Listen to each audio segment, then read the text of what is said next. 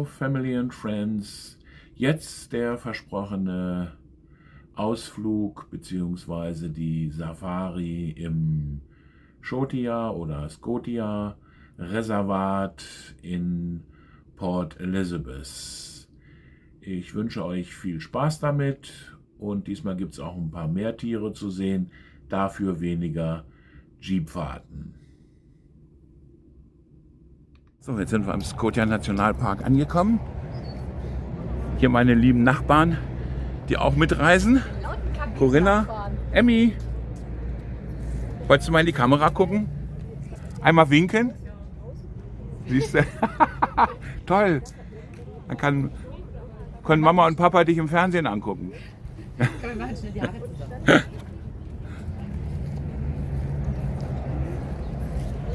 Ja, mal ein kleiner Rundblick hier, bevor wir losfahren. So, jetzt seht ihr hier nochmal die Fahrzeuge, mit denen wir nachher unterwegs sein werden.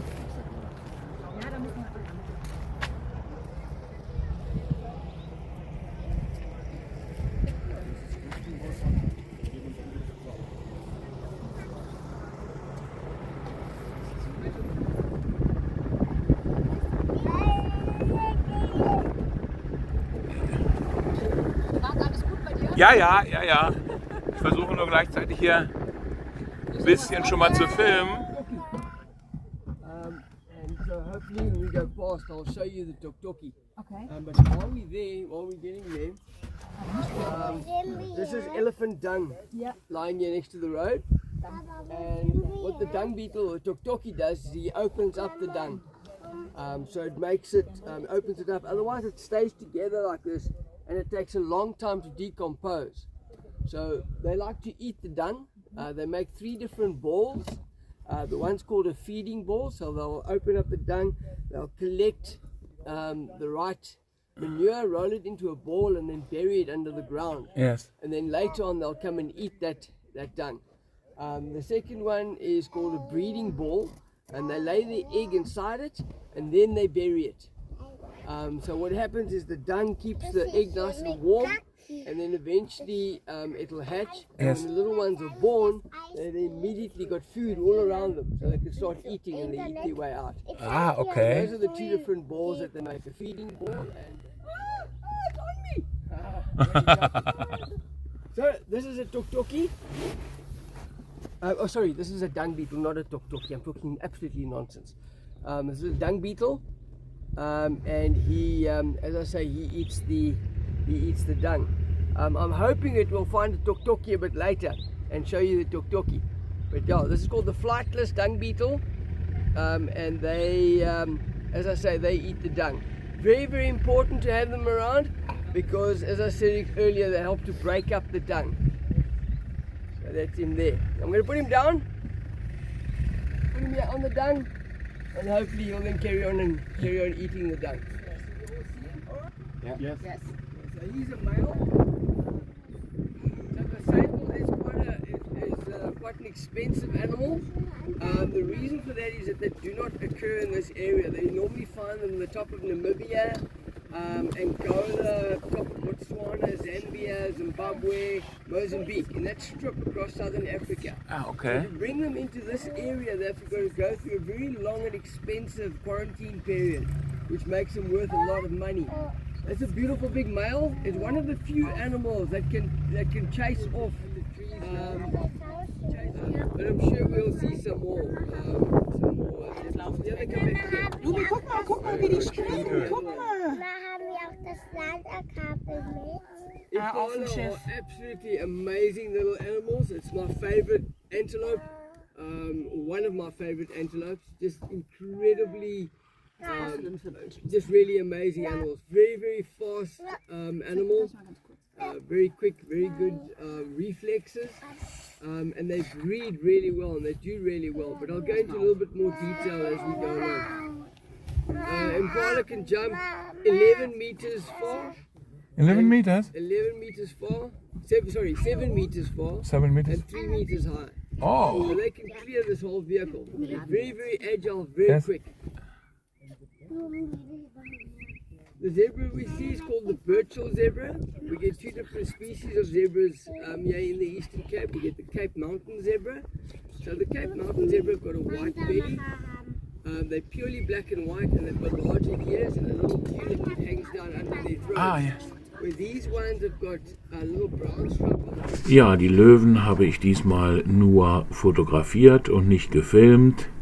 Nicht, weil ich das nicht wollte, sondern weil ich so auf die Löwen konzentriert war durch das letzte Mal, dass ich nicht darauf geachtet habe, dass die Aufnahmekamera nicht auf Video steht, sondern, wie ihr sicher denken könnt und jetzt seht, stand sie auf Foto. Ich hoffe, ihr habt trotzdem ein paar kleine Eindrücke mitgenommen.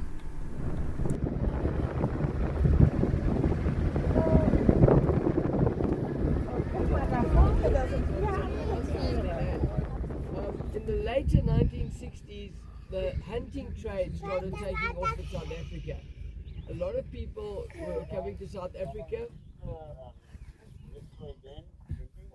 and hunting with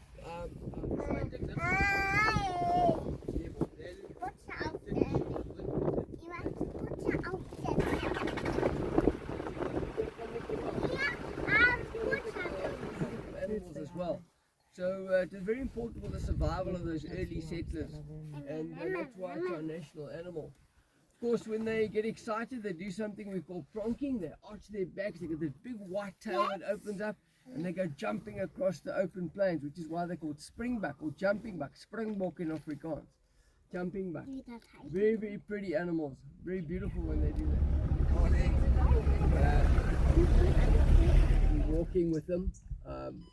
But buffalo are a different story. The reason why I say that is most of your other animals, you can tell when they're getting angry, and you can react accordingly. These guys are very, very unpredictable. You never know how they're going to react. They don't show you when they're getting angry. The one day they'll ignore you, the next day they'll run away from you, and the next day they'll charge you without any kind of indication. Was ihr hier seht, ist leider ein sehr trauriges Bild. Das sind 2 Tierkadaver. Da haben Wilderer vor 2 Jahren Nashörner getötet, um halt eben die Nashörner mitzunehmen.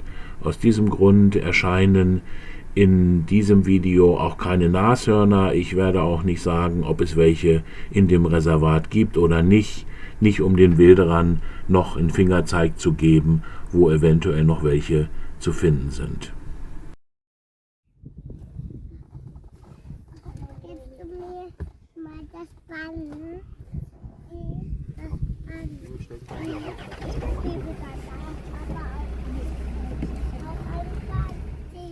So hippo kill more people than any other animal in Africa. Yes. And the reason for that is people need a lot of water. We live where there's a lot of water, and obviously where there's a lot of water, that's where hippos live as well. So most of your villages are along big rivers, or close to rivers or dams.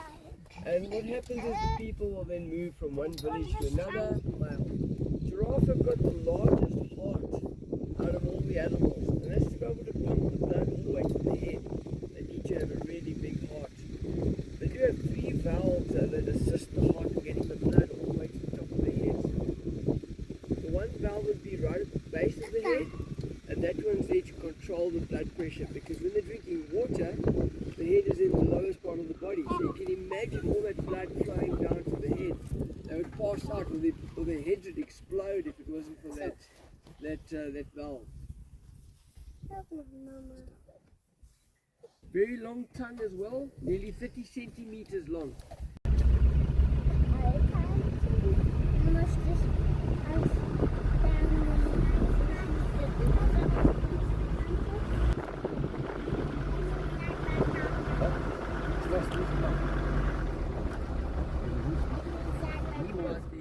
The mountain reedbuck with the little horns curling forward.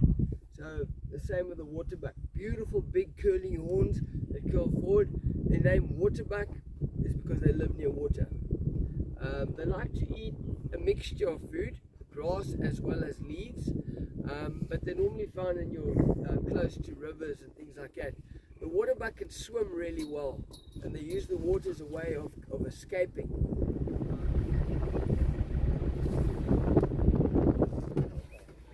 Folks, we've got 2 elephant bulls on our left here.